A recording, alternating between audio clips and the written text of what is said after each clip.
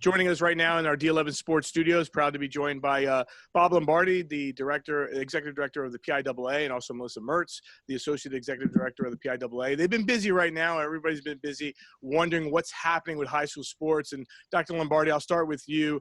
Obviously, the governor made some new guidelines today.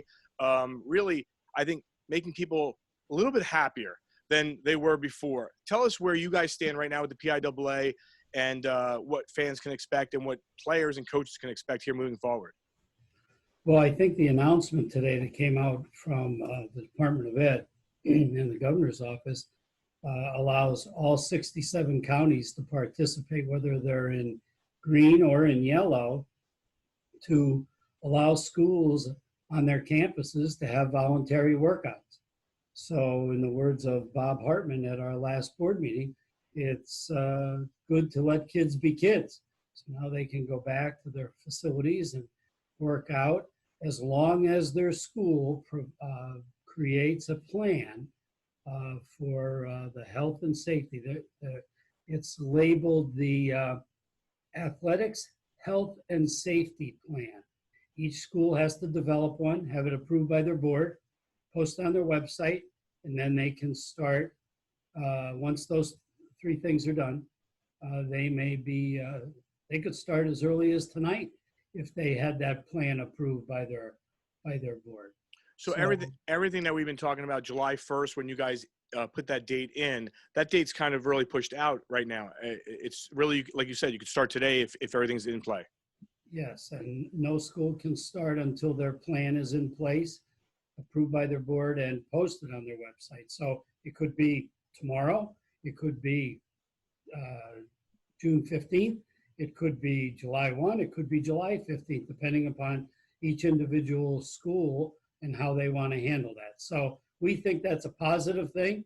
We picked up 20 days where possibly students could get fitness activities or conditioning voluntarily, of course. We would just hope that no one would go out there and mandate or make things compulsory, because now that puts us in a tough spot, because that's contrary to our rules. Melissa, as you look, and I know you've probably been flooded by media members, asking you guys questions each and every day and trying to figure out how much, when you look at the announcement today and kind of where you guys are as a whole, put in perspective what it means to just fall athletics and, kind of where that's going to be. Well, I think it gives a very positive message, for us as we look forward to the fall sports starting.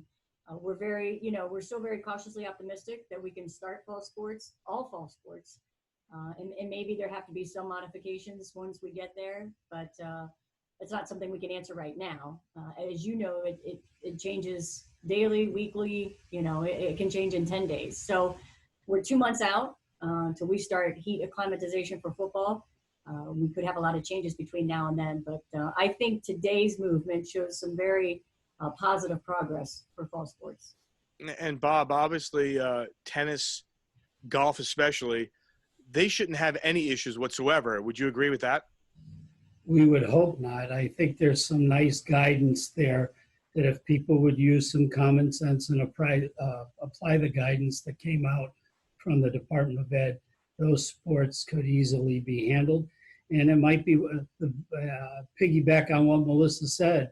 This sets up a nice foundation for us to start, because if this was something that was not till August 1st, we may be singing a different tune. But hopefully we can work through some things, find out somewhere where the potholes are as we move forward with voluntary activity, and start to create a schedule, hopefully for our fall to start on time. We're cautiously optimistic. Green doesn't mean go, but for right now, we're smiling because green means pretty much go to a point.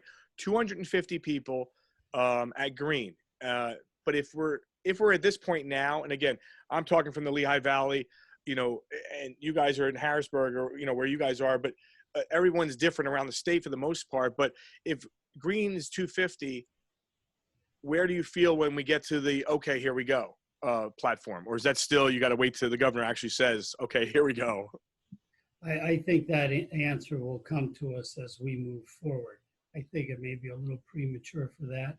But the beauty of today's guidance is whether you're a yellow county or a green county, you both color phases have the opportunity to start voluntary workouts. And that means all 67 counties in the Commonwealth are treated the same. And that is a big deal. St. Luke's Pediatrics delivers the care you expect for your child, now and for their future. Choose a St. Luke's pediatrician today. Melissa, as we go forward here and look towards the fall and look at fans, maybe you both can comment on this. What is that going to mean for fans? Because I know I've been flooded with people, asking me, well, if there's sports, it's not fans. And, I talked to Bob Hartman, a week ago, and he said he has his, son as well playing the athletics. If fans can't go, but kids can play, it's all about the kids anyway, but fans want to go. Take us on that and let us know what your thoughts are on that, where we could stand with fans. Sure. And just what Bob Hartman said, that's our focus right now, is to get kids back in and then playing sports. That's our main goal. So if we have to modify that, if we have to limit it to parents, if we have to do some other limitations, the good thing is we have, and this, Al, you have a lot of video streaming capabilities in your area specifically. So we do have some technology that could work in our favor, even if maybe for the first month we'd have to do something like that. I think we're willing to be flexible as long as we can achieve the ultimate goal, which is to get kids back into playing sports. Bob, you want to follow on that? No, I echo Melissa's remarks. I think she's right on the money. I know the NFHS network is working very, very hard to allow schools even to the point of free or very severe, drastic discounts for Pixelot cameras on their campuses. And I think if a school doesn't have that, they should really consider getting in touch with the network and doing that, because they can utilize that not only for athletics, but they can use it for other type of announcements at school and keep their community involved and possibly generate some income as an alternate source of revenue. I think all the schools are looking at budgets, and I think that would be a great opportunity. And hopefully some of your schools out there will consider that. So the fall is still a ways away. And fall is a ways away, but boy, when you hear this announcement, I see you smiling, Bob. I see Melissa smiling. I'm smiling. And I know people that when they hear this, they're going to be smiling because, a week ago, you hear it, but you're like, oh, where are we going? What are we doing? Then you start hearing other states that are doing this, but I don't care about other states. I care about Pennsylvania and where we're at. Like you guys, the same way. What's your biggest concern moving forward? Or is there no concern right now? You just want to go forward, and hopefully there is no concerns. Well, there are a number of concerns out there, but I think first off, I think the most important thing that we do is follow the direction of our sports medicine advisory group and make sure that our schools are tailoring their guidance, their plans to the individualized assessment of their own school in their community. That will go a long way in setting up for success and a foundation as we move to the fall.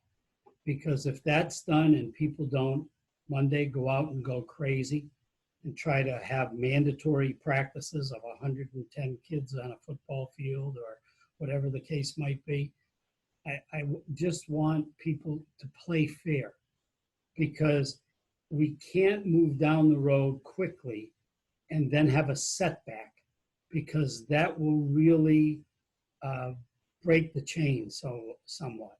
So that's my concern in the immediate period right now, Al, is that we're all excited. We've had pent-up energy for 3 months, and nobody's done anything since March 13th.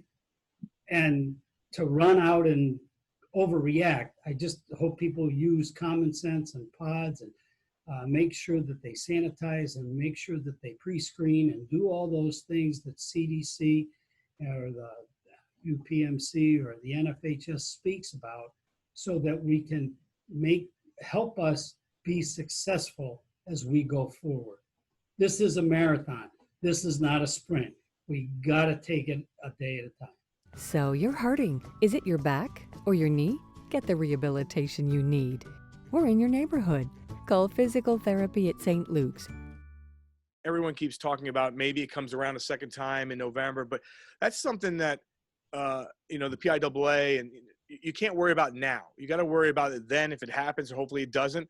And I've always said, if you play 3 games, you play 3, you play 6, you play 6, you play a whole, into the state championship, we'll do it. But one at a time. And, coaches always say 1 game at a time, 1 practice at a time. I think, they finally can actually say, hey guys, or ladies, 1 game at a time, 1 practice at a time, because that's what we're going to be here for, at least a 6-month period, I would assume. And yeah, I think you're clairvoyant with that. And the other part of it is, I think all of us are still smarting a little bit from the sting of losing the end of the winter and the spring events, because we all found out how much our lives revolve around activity. And it's not just athletics, it's the spring play, it's the band front, it's the drill team, it's the theater groups in the schools and all those type of things, the end of year activities, the proms, the baccalaureates, the graduations that have really, where communities pull together and they honor and recognize their students. Some of that has been done in a different way. Now, some has been really creative. I know some communities have done some really neat things, but people will remember that. But I think what they remember more than anything else is the attempt to honor them. And I think that's first and foremost, along with safety first. Well, I leave you with this, and I think this is, I can't speak as a whole, but I know I'm speaking for a lot, especially here in District 11, that, we're excited about the announcement by the governor. We're excited about the announcement by the PIAA. Everyone's ready to go forward, and hopefully, moving forward, everyone's smart, safe, and just realizing that sports is such an integral part. We always talk about it, sports means team and camaraderie and everything like that. But people, I don't know sometimes that if you're not involved, how much it means that, oh, you go turn it on or you go watch it and you say, wow, I'm a part of this. And it means so much, and it brings so many people together, and not only families, but friends and everything. I think we're here, and we're finally, looking at June 10th that we'll remember. We want to get rid of March 13th and start, okay, June 10th, we step forward. This is a new date, June 10th. Right. Guys, thanks a lot for taking some time with us here on D11sports.com. Have a great day, and I'm sure next time we'll be speaking, I'm hoping I'm holding this microphone and doing it directly to the two of you. Awesome. We'll look forward to that day. All right, have a great day. Thanks for joining us on D11sports.com.